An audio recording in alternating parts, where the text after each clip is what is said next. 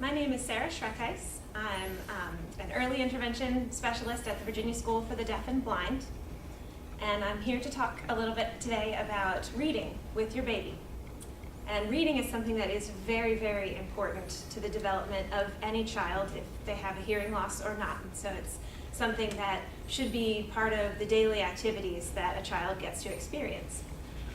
What you want to think about when you're considering what kinds of books to read to your baby, you might want to think about their age and sort of what they're able to see. A younger infant, maybe think about books with a lot of contrasting colors and things that are going to stand out. Also, maybe think about the textures. There are a lot of books now that have various textures, fabrics, feelings, and those are things that you can experience with your child as you're looking through the book. Whether you're using spoken language or signed language, it's pretty easy to share an experience of book reading with your child.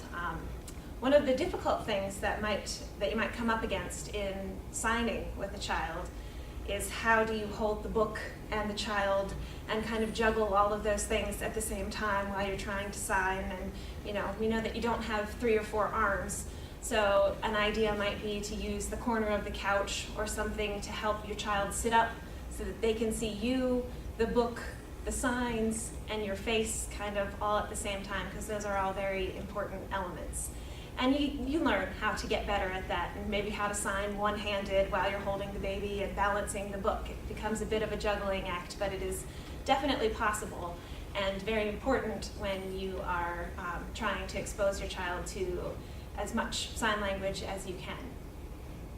One of the other things that might be concerning if you're considering using sign language in books is that you may not know how to sign all of the words in the book.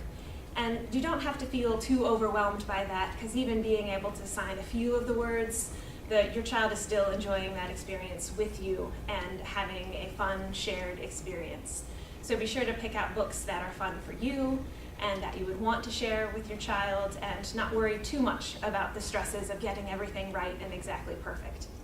You may want to think about looking up a few signs in a book before you start, or maybe looking at an ASL dictionary online or something like that, just to have a little bit more confidence before you start. But one of the important things is to just really have fun with it and enjoy yourself.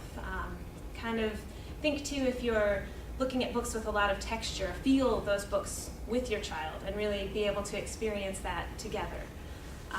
Even if you're using spoken language, you may want to be sure to include a lot of gestures.